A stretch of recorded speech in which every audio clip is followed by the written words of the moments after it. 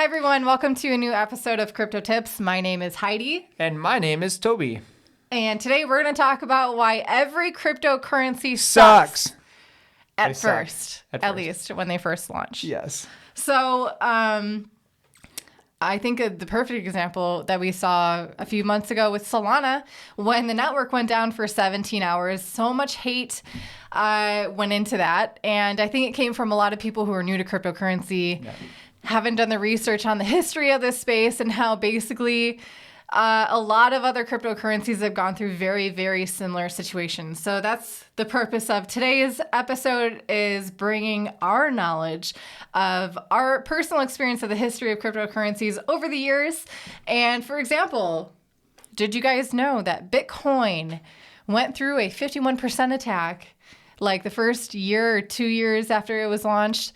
And basically the guy, it was one guy who was running a mining operation that he accidentally got more than 50% of the mining power. And he swore that it would never happen again. He didn't print more, he didn't take over the network, he didn't change the code, he didn't print more Bitcoin or anything like that, but he's like, whoa, sorry, overstepped, and relinquished control of the network. And so it's a white hacker. On accident. By accident. Yeah, exactly. Not even that, but yeah. So that's one example of Bitcoin, the beloved, it seems to be the impenetrable cryptocurrency now, the one that all of these huge corporations and investment companies and institutional investors are getting into. That happened at the beginning of Bitcoin. So no cryptocurrency is infallible, certainly not at the beginning. And what happened to Ethereum, by the way? Yeah, have you heard of the DAO?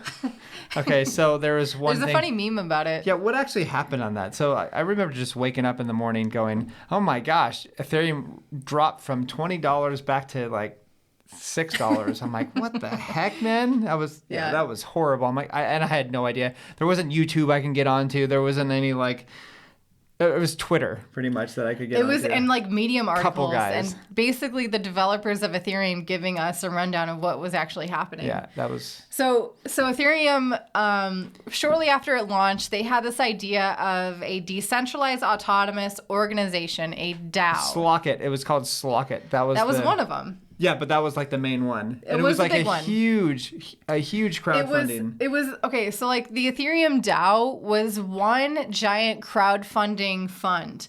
It was a giant honeypot full of Ethereum. Yes. That certain projects were going to be voted on to get a part of that honeypot, basically. And so as with anything centralized and brand new code, is that it was incentivizing a lot of hackers to figure out how to get the coins out of that with their knowledge of how to hack things, basically. So this giant honeypot, but great idea that Ethereum had. Someone found out basically how to siphon off lots and lots and lots of money worth of Ethereum, or lots of Ethereum, basically. And it was to the point that people were losing millions and millions of dollars. Yeah. And obviously certain interests were in play. Certain people, I guess the most important people, lost enough Ethereum to make the Ethereum developers decide to hard fork the blockchain. So, and that's where you have Ethereum Classic, which is actually the original chain. It is. And there's a big philosophy deep dive for any of you who want to check out Ethereum Classic. Check that out. They're not moving to proof of stake, by the way. But anyway, so Ethereum rolled back the blockchain of essentially. So there's a huge group of people still who remember what happened there, and they love to throw that in, that Ethereum isn't immutable, because at one point they did decide collectively, the Ethereum Foundation, off-chain governance.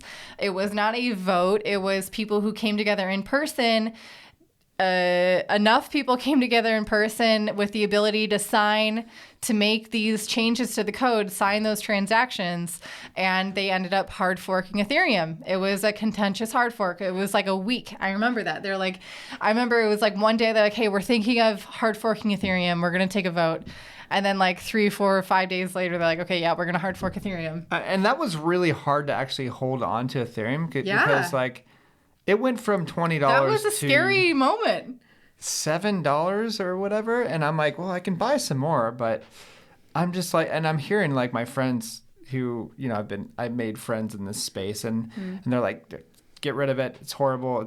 It's crap. It's a crap coin and it's to be not honest, going to go anywhere. They did have an argument there. Yeah, they did. If Solana went through something that Ethereum did, you know how many people would say Solana was dead?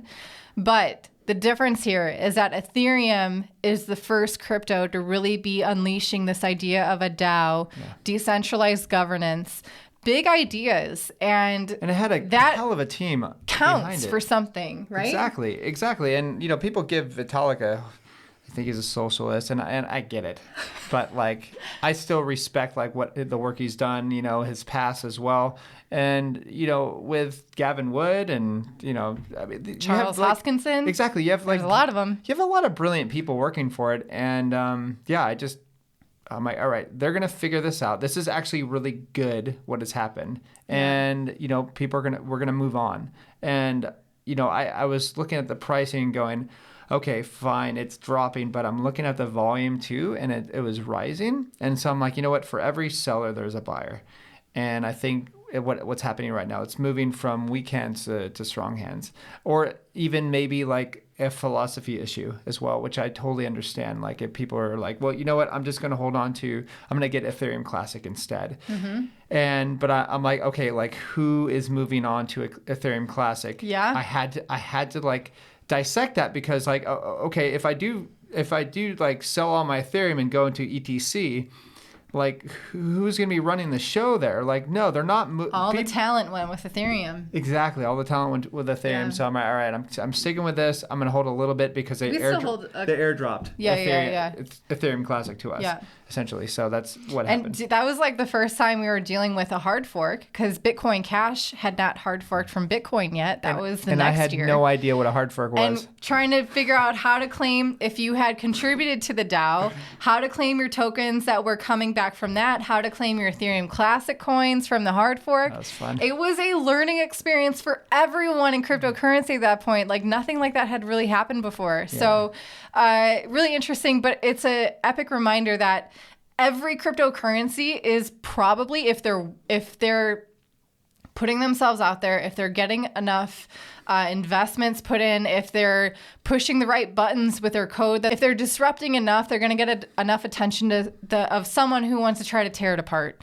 And so that's what we're saying when we talk about cryptocurrencies need to be tested. Avalanche needs to be tested. Solana still needs to be tested. Solana, I think, learned a valuable lesson of what cheap transaction fees can bring is bots. 17 hours down with 400,000 transactions per second. So how are they addressing that? And it's a blemish on their.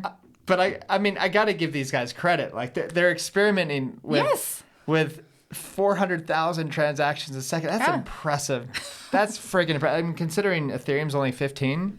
Yeah. Like, wow. That's incredible. So it's not so much the issue of, oh my gosh, this thing happened with this blockchain. Yes, you should pay attention to it, especially the severity of it and how the developers react to it. That's the most important thing. What are the development team doing? Because that's who's really being tested here, is the team who is actually building the blockchain that you're hoping will continue to exist, continue to be profitable, continue to be immutable, decentralized, and surviving, basically. So don't be surprised when something happens, but just pay attention to how they're reacting to it. And that's, I think, the most valuable information for you to determine if it's still worth holding through that. Yeah. And lastly, like, it obviously, I don't think Bitcoin or Ethereum sucks.